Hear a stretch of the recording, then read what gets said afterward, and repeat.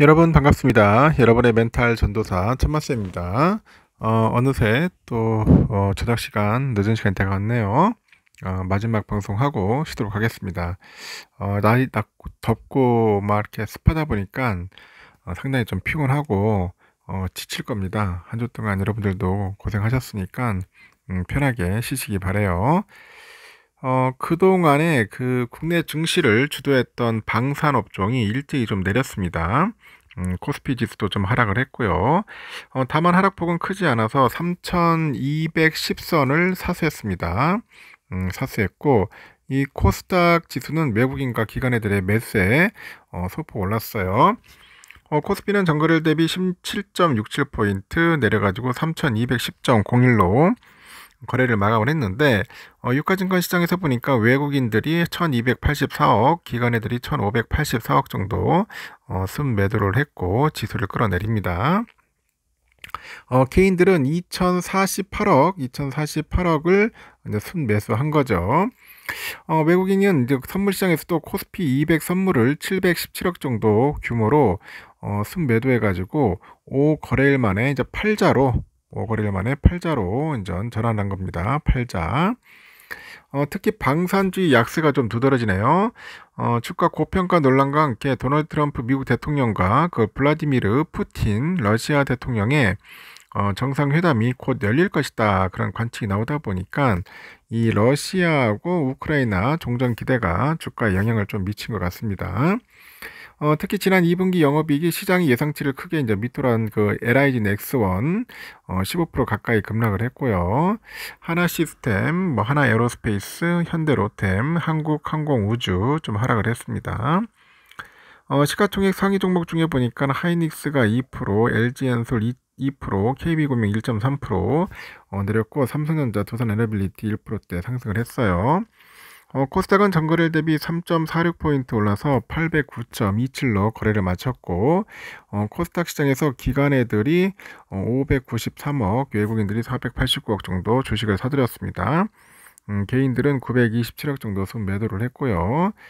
코스닥 시총 상위 종목은 혼조세입니다. 파마리서치가 2분기 호실적을 기록을 해서 9% 넘게 상승을 했고 리가캠 바이오, 에코프로 0.3, 0.1%씩 올랐네요.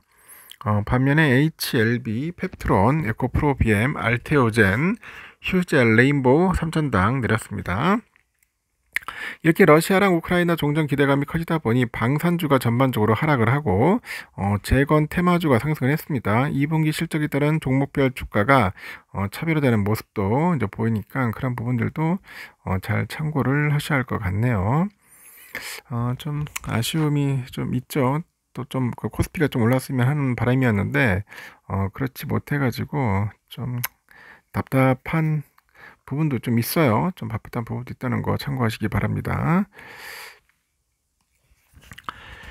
그리고 삼성전자가 글로벌 빅테크하고 잇따라서 대형 공급 계약을 체결했습니다.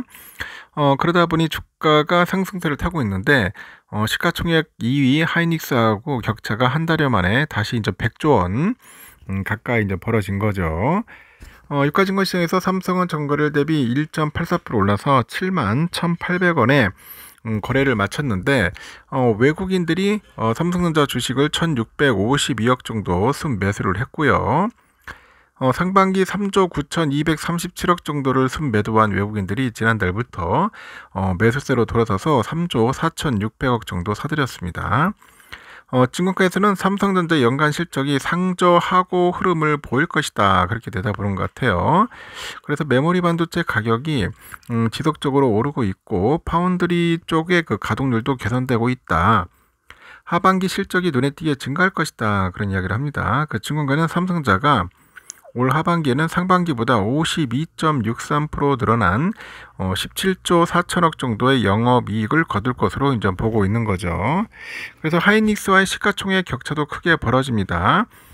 두 회사의 시총 차이는 지난 6월 말 141조 원 수준이었는데 8일 종가 기준 삼성전자가 하이닉스의 2배를 넘었습니다.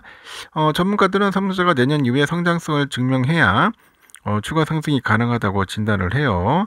그러다 보니 이제 9월 발표가 예상되는 엔비디아 품질 테스트를 통과해서 내년부터 5세대, 6세대 그 HBM 반도체를 공급하고 그 파운드리 부분에서도 대형 계약이 이어져야지 주가 재평가가 이뤄질 것이다. 그런 이야기를 하는 것 같습니다. 하여튼 잘 됐으면 좋겠네요. 잘 됐으면 좋겠고, 요즘 보니까 그 입법 경쟁이 벌어지는 원화 스테이블 코인 이 시장에 은행권에 이어서 이제 핀테크 기업들도 뛰어들어요. 현재 3대장이라 불리는 네이버, 카카오가 원화 스테이블 코인 사업에 뛰어들었고, 최근에는 토스도 내부 논의에 들어간 것 같습니다. 그러다 보니 편의점에서 물건을 구매하려고 휴대전화의 전자지갑을 활성화하다 보니 결제가 이제 완료가 되는 겁니다. 좋네요. 좀 보니까 이제 전자지갑을 활성해가지고 결제도 할 수 있고, 그리고 미리 충전해둔 달러 기반의 스테이블 코인인 그 테더 코인으로 구매가 가능한 건데, 이처럼 스테이블 코인은 미국 국내에서도 사용하고 있더라. 이미 국내에서도 사용하고 있습니다. 미국도 사용하고 국내도 사용하고, 전 세계적으로 스테이블 코인 시가총액이 지난해 크게 늘었다고 하는데, 오는 2030년에는 한 1조 6천억 정도, 1조 6천억 달러죠. 달러, 억이 아니고 1조 6천억 달러 규모까지 늘어날 전망이라고 하네요. 이에 또 최근에 토스 운영사가 그 원화 스테이블 코인 도입을 위해서 협의체를 구성해서 내부 논의에 들어간 것으로 파악이 된다고 합니다.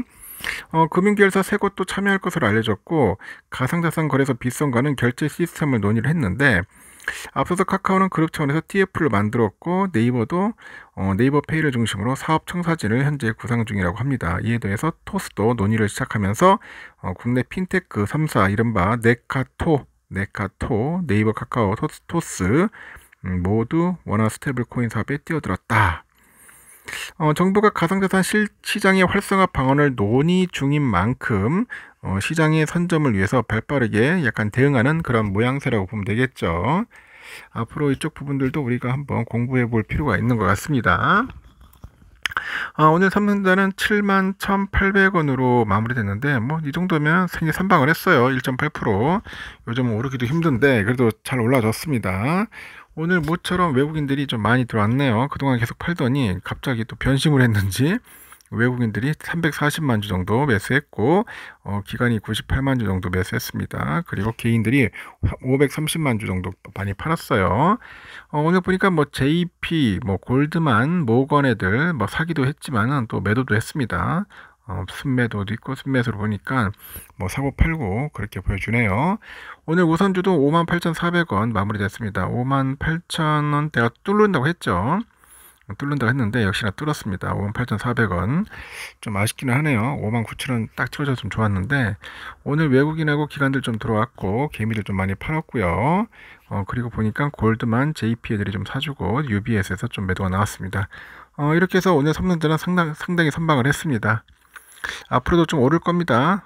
그 점 참고하시기 바라고, 하여튼 편안하게 푹 쉬시고 내일 새벽에 뵙도록 하겠습니다. 여러분 굿나잇.